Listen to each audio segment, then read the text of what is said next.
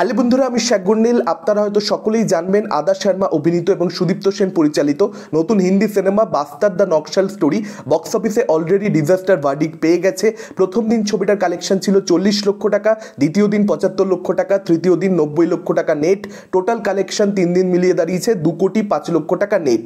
এই ছবিটা বক্স অফিসে আর কোনো ধরনের গ্রোথ দেখাতে পারবে এরকম কোনো সম্ভাবনা দেখা যাচ্ছে না। লাইফ টাইমের ছবিটার কিন্তু বক্স অফিসে ডিজাস্টার ভার্ডিক্টই আফটারঅল থাকতে চলেছে। এখন এই যে বক্স অফিস কালেকশনটা এই ছবিটার হয়েছে সেটাকে নিয়ে একাধারে আমি যেমন প্রচণ্ড খুশি, একই সঙ্গে সঙ্গে আমি কিন্তু এই ছবিটার কালেকশন নিয়ে একটু চিন্তিত হয়ে পড়েছি। কেন আমি খুশি, কেন আমি চিন্তিত, ডিটেলসে আজকে এই ভিডিওতে সেটা নিয়ে আলোচনা হবে। আমি খুব ভালো মতো জানি আপনাদের মধ্যে অনেকেই এরকম রয়েছেন যারা এখন এই ভিডিওটা দেখছেন, যারা বাস্তার দ্য নকশাল স্টোরি এই ছবিটার সাকসেস চেয়েছিলেন, কারণ আপনাদের যে আইডিওলজি সেটার সঙ্গে এই ছবিটার আইডিওলজি কোথাও একটা গিয়ে মেলে। তো আপনারা তো অনেকেই ভিডিওটার টাইটেল বা থাম্বনেল দেখে রেগে গেছেন যে কেন এরকম একটা ভিডিও করছে, কেন এরকম একটা কথা বলছে, চলো একে গালাগালি করে দিই। সে আপনারা করতেই পারেন, কিন্তু বিষয়টা হচ্ছে দ্য ভ্যাকসিন ওয়ার বিবেক অগ্নিহোত্রী যে ছবিটা বানিয়েছিলেন সেই ছবিটার মধ্যেও কিন্তু মিস ইনফরমেশন ছিল। সেই ছবিটার মধ্যে যা যা দেখানো হয়েছে সব কিন্তু প্রচণ্ড যে সত্যি তা নয়, কিন্তু তবুও সেই ছবিটা যখন বক্স অফিসে বিফলতা পেয়েছে আমি কিন্তু এই ধরনের কোনো ভিডিও করিনি। তার কারণ সেই সিনেমাটা আফটারঅল একটা ভালো সিনেমা ছিল। আপনি একটা ন্যাশনালিস্ট ফিল্ম বানাতে চান,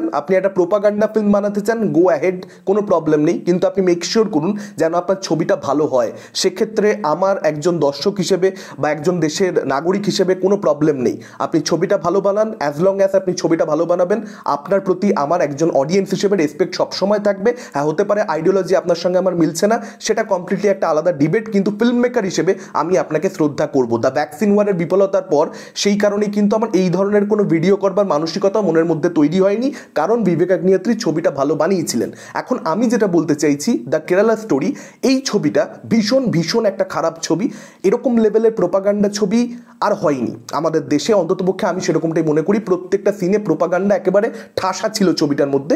তা সত্ত্বেও সেই ছবিটা 242 কোটি টাকা নেট কালেকশন লাইফ টাইমে করতে পেরেছিল, এবং এটাই কিন্তু চিন্তার বিষয় যে কি করে একটা ছবি এতটা খারাপ হওয়া সত্ত্বেও, আমি ফিল্ম মেকিংয়ের দিক থেকে বলছি, এত খারাপ একটা ছবি, সুদীপ্ত সেন এত বাজে একজন ডিরেক্টর, আদা শর্মা একজন এমন অভিনেত্রী যার কোনো স্কিল নেই, তা সত্ত্বেও কিন্তু সেই ছবিটা অত বেশি কালেকশন করে দেখাতে পেরেছে।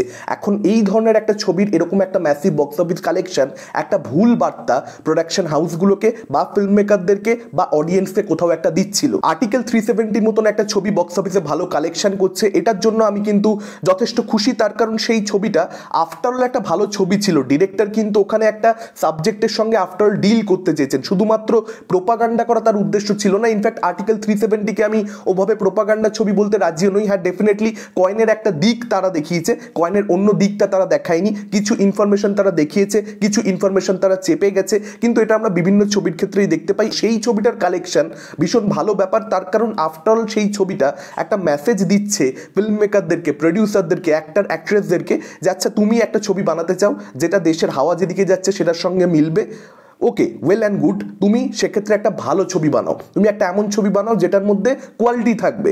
এমন ছবি বানিয়ে দিলাম যেটার মধ্যে কোনো কোয়ালিটি নেই, ছবি বানানোর উদ্দেশ্য অ্যাট দি ফার্স্ট প্লেস ডিরেক্টরের নেই, সে একটা কিছু বানাতে চাইছে যেটা দ্বারা বক্স অফিস কালেকশন হয়ে গেলেই হলো, দ্যাটস ইট। রাইটিং মনোযোগ দিয়ে করছি না, ডিরেকশন ভালো করে দিচ্ছি না বা দিতে জানিই না, অভিনেতা অভিনেত্রী কাস্টিং প্রপারলি করছি না।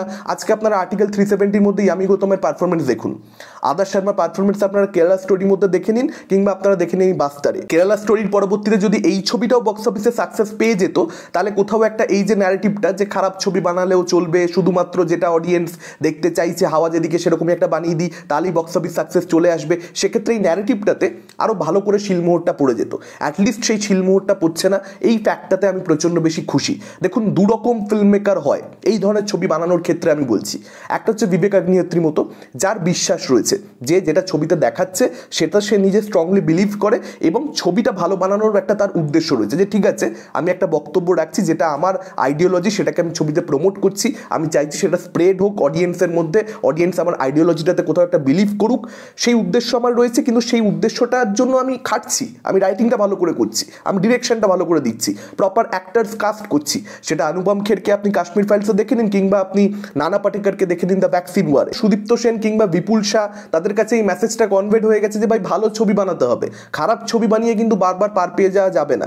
বা আদার শর্মা বুঝে গেছেন যে তার বক্স অফিসে কি ক্রেডিবিলিটি রয়েছে, মানে তার বক্স অফিসে কি ওপেনিং লাগতে পারে। কেরালা স্টোরির সাকসেসটা সেটা একটা সম্পূর্ণ অন্য জিনিস, সেটা আদার শর্মার জন্য হয়নি, এটাও তার রিয়েলাইজ করা দরকার ছিল। সেই জিনিসগুলোর জন্য আমি খুব খুশি যে বাস্তার ছবিটা আফটারঅল বক্স অফিসে মুখ থুবড়ে পড়েছে, খারাপ ছবি হয়েছে, এরকমই বক্স অফিস ছবিটা ডিজার্ভ করে। ফলত এই ফ্যাক্টটাতে আমি খুব খুশি যে ছবিটা চলছে না। এখন যেটা চিন্তার বিষয়, ভ্যাকসিন ওয়ার কিংবা বাস্তানের মতন ছবি বক্স অফিসে ডিজাস্টার ভার্ডিক্ট পাওয়ার পরবর্তীতে, সেটা হচ্ছে যে ন্যাশনালিস্ট ন্যারেটিভ আপনার ছবির মধ্যে থাকলেই সেই ছবিটা যে বক্স অফিসে খুব ভালো পারফরমেন্স দেখাবে, মানুষ যে আপনার ছবিটাকে নিয়ে খুব উন্মাদনা দেখাবে, ওপেনিং খুব ভালো লাগবে, ছবিটা গ্রো করবে বক্স অফিসে, এর কিন্তু কোনো রকম নিশ্চয়তা নেই। ন্যাশনালিস্ট ন্যারেটিভ বিক্রি হচ্ছে, এই ভাবনা চিন্তার থেকে আমাদেরকে বেরোতে হবে। বিক্রি হচ্ছে মুসলিম হ্যাট্রেড, যে যে ছবির মধ্যে মুসলিম হ্যাট্রেড রয়েছে, যে যে ছবির মধ্যে হিন্দু মুসলিমকে ডমিনেট করতে পারছে বা ডমিনেট করা উচিত, এই ধরনের একটা বার্তা দেওয়ার চেষ্টা রয়েছে, সেই ছবিগুলোই কোথাও একটা কিন্তু বিক্রি হচ্ছে। মুসলিমরা হিন্দুদের ওপরে প্রচণ্ড পরিমাণে অত্যাচার করেছে, হিন্দুরা নিজেদের ব্যাপারেই বোঝে না, হিন্দুদের এইগুলোর বিরুদ্ধে প্রতিবাদ করা উচিত, এই ধরনের বার্তা যদি আপনার ছবির মধ্যে থাকে, তাহলে কোথাও একটা সেই ছবিটার বক্স অফিসে সাকসেসফুল হওয়ার চান্স রয়েছে। So basically it is not a country thing, predominantly it is a religious thing. আপনার এই ন্যাশনালিজমের ন্যারেটিভটা ওয়ার্কই করবে না যদি সেখানে মুসলিম হ্যাট্রেড না থাকে। এই যে আর্টিকেল 370, সেটার মধ্যে দেশকে সেলিব্রেট করা হচ্ছে, দেশের একটা গ্লোরির কথা দেখানো হচ্ছে, তার সঙ্গে সঙ্গে সেখানে একটা মুসলিম হ্যাট্রেড কোনো না কোনো রকমভাবে আছে।